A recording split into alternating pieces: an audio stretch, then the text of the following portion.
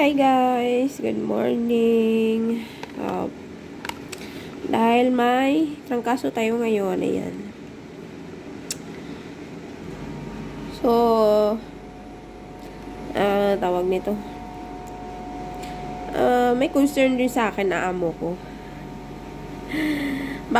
Bago ako nagkatrangkaso, meron na nauna sa akin na katulong na nagkatrangkaso. So, baka nahawa lang din ako o baka sa panahon na din kasi lagi ako naiinitan sa labas pag naglilinis, sobrang init.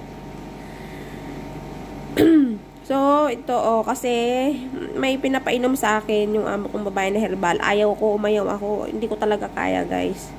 Kahit noon pa nung maliit pa ako, talagang nahirapan yung parents ko sa pagpapainom ng herbal sa akin. Ayaw ko ng lasa.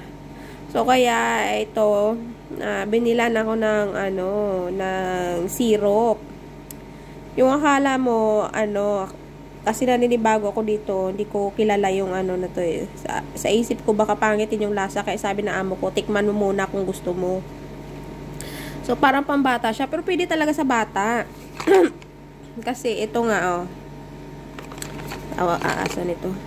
Yan, pambata. Pero meron ding adults. Tapos, yung tinikman ko siya, guys, sa tamis. Wala man lang malasahang maanghang. Hindi ko talaga alam kung talaga gamot to sa sa ubo kasi mostly nang iniinom ko sa sa ubo is may maanghang. Ito wala, matamis. Para lang siyang honey. Tapos ang mahal din na Panadol, halos lahat ng gamot ko Panadol. Panadol cup syrup ito. Para din to ng Panadol. Tapos itong yellow na to is cup para sa flu.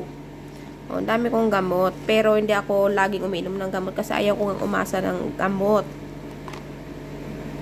Umahal din siya, 2BD. Sa Pinas nito is na to? 300 plus or 400. So, magwa 1 week na yung trangkaso. Sipon at ubo lang naman. Hindi naman ako nang lalagnat. So, ayan guys. Yan lang. Ingat po lahat.